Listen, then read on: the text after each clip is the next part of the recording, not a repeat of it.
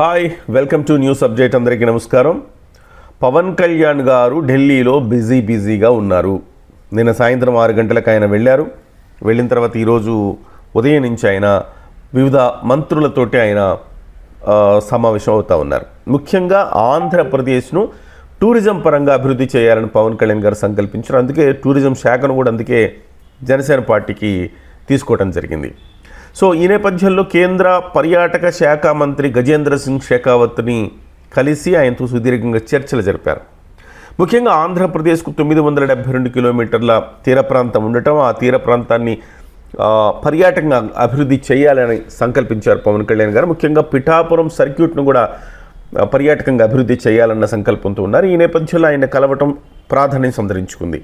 ముఖ్యంగా 7 ప్రాజెక్టుల ప్రతిపాదనలు అక్కడ గజేంద్ర సింగ్ షెకావత్కి ఇచ్చినట్టుగా చెప్తున్నారు. ఆ 7ంటికి కూడా సూత్రప్రాయంగా ఆయన అంగీకారం తెలిపినట్టుగా చెప్తున్నారు. ఇవాళ పవన్ కళ్యాణ్ గారు అడగంగానే కేంద్ర ప్రభుత్వం కూడా ఆ రకంగా స్పందిస్తుంది అని చెప్పడానికి బహుశా మనం ఆంధ్రప్రదేశ్ వాసులుగా కాస్త గర్వపడాలి కూడా. ఎందుకంటే గత 5 సంవత్సరాలుగా చూసాం, అంతకుముందు కూడా చూసాం. అంతకుముందు 2014 నుంచి 19 వరకు మట్టి నీళ్లు తీసుకొచ్చారు ప్రధానమంత్రి నరేంద్ర మోదీ గారు. అప్పట్లో అది పెద్ద వివాదం కూడా అయ్యిందనమాట. అంటే ఎటువంటి ఆర్థిక సహాయం చేయలేదన్న ఒక బాధ ఉండిపోయింది. మొన్నైతే 2019 నుంచి 2024 వరకు అయితే అసలు చెప్పనక్కర్లేదు. ప్రతిసారి ఢిల్లీ వెళ్ళిన ముఖ్యమంత్రి జగన్మోహన్ రెడ్డి గారు ఆయన కేసుల గురించి మాట్లాడుకోవడం తప్ప మిగతా వ్యవహారాలు, రాష్ట్ర అభివృద్ధి గురించి ఆయన మాట్లాడిందే లేదు. ఇప్పుడు మాత్రం అటు చంద్రబాబు గారు వెళ్ళినా, ఇటు పవన్ కళ్యాణ్ గారు వెళ్ళినా రాష్ట్ర అభివృద్ధి కోసం తీవ్రంగా శ్రమిస్తూ ఉన్నారు. సో ఆల్రెడీ ఇప్పుడు కేంద్ర పర్యాటక శాఖ మంత్రిని కలిసిన పవన్ కళ్యాణ్ గారు ఆ తర్వాత 1 గంటకు ఆయన జలశక్తి మంత్రి 1 గంటకు జలశక్తి మంత్రి సిఆర్ పాటిల్తో భేటీ అయ్యారు. ఆ భేటీలో కూడా పోలవరం నిధులకు సంబంధించి పోలవరాన్ని ఏ రకంగా ముందుకు తీసుకెళ్తున్నామో వివరించి దానికి సంబంధించిన నిధులను ఎప్పటికప్పుడు టంచన్గా విడుదల చేసేలాగా చర్యలు తీసుకోవాలని ఆయన కోరారు. ఆ తర్వాత మళ్ళీ 3:15 ఆర్థిక మంత్రి నిర్మలా సీతారామన్ గారిని కలవబోతా ఉన్నారు. అక్కడ ఆమెతో భేటీ అయిన తర్వాత అక్కడ ప్రధానంగా రాష్ట్రానికి ఆర్థిక సహాయాన్ని ఆయన కోరబోతా ఉన్నారు. 4:30 రైల్వే మంత్రి అశ్విని వైష్ణవ్తో చర్చించబోతున్నారు. కేంద్రం నుంచి రైల్వే ప్రతిపాదనలు ఏవైతే రాష్ట్రం నుంచి వెళ్ళినాయో వాటిని అమల్లోకి తీసుకురావటం, దక్షిణ కోస్తాకు సంబంధించి విశాఖపట్నంలో ఏదైతే మనము ప్రత్యేక రైల్వే జోన్ ఉన్నామో ఆ అంశానికి సంబంధించి ఇవన్నీ కూడా చర్చించబోతున్నారు. ఇకపోతే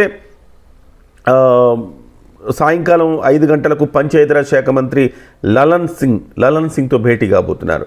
పంచాయతీ రాజ్కు సంబంధించి ఇప్పటికే బోల్డ్ అంత నిధులు కేంద్ర ప్రభుత్వం నుంచి తెచ్చుకునే ప్రయత్నంలో ఉన్నారు. అందులో భాగంగా ఈసారి అంటే ఏం చేశాము, పంచాయతీ పండుగ, పల్లె పండుగ ఏ రకంగా చేశాము, నిధులను ఎలా సద్వినియోగం చేశాం, ఆ నిధుల తర్వాత ఇంకా తమకేం కావాలి, ఏమేం చేయదలుచుకున్నాం, కేంద్ర ప్రభుత్వం నుంచి ఎటువంటి సపోర్ట్ కావాలన్న అంశాన్ని కూడా ప్రధానంగా పవన్ కళ్యాణ్ గారు అక్కడ ప్రస్తావించబోతా ఉన్నారు. సో ఓవరాల్గా ఒక 5 మంత్రులను అయితే ఇవాళ బిజీ కలవబోతున్నారు. రేపు ఉదయం ప్రధానమంత్రి నరేంద్ర మోదీ గారిని పార్లమెంటులో కలుస్తారని చెప్తున్నారు. ఆ తర్వాత మహారాష్ట్రలో సీఎంగా ప్రమాణ స్వీకారం జరగబోతోంది. రేపు ఆ ప్రమాణ స్వీకార కార్యక్రమానికి హాజరైన తర్వాత రేపు సాయంకాలానికి బహుశా ఆంధ్రప్రదేశ్కు రావచ్చు అని చెప్తున్నారు. ఏదేమైనా ఒక ఫ్రూట్ఫుల్ అని చెప్పాలి. ఈ పర్యటన చాలా రాష్ట్రానికి లాభదాయకంగా ఆయన పర్యటన ఉండబోతోంది. వాస్తవానికి ఆయన్ని అధిష్టానం బీజేపీ పెద్దలే ఆయన్ని పిలిపించారు. అమిత్ షా గారు కూడా కలవాల్సి ఉంది. ఇంకా బహుశా ఈరోజు రాత్రికి అమిత్ షా గారు కలుస్తారు అనుకుంటున్నాను. ఈరోజు రాత్రికి అమిత్ షా గారిని కలిసి రేపు ఉదయం ప్రధాని గారిని కలుస్తారేమో, లేకపోతే రేపే ప్రధానమంత్రి నరేంద్ర మోదీ అలాగే అమిత్ షా ఇద్దరు కూర్చొని పవన్ కళ్యాణ్ గారితో చర్చించే అవకాశం ఉంది. అయితే కేంద్రంలో కాస్త జాతీయ స్థాయిలో ఒక కీలకమైన పాత్ర పోషించటానికి పవన్ కళ్యాణ్ గారి ముందు ఒక ప్రతిపాదన పెట్టే అవకాశం ఉందని కూడా చర్చిస్తూ ఉన్నారు.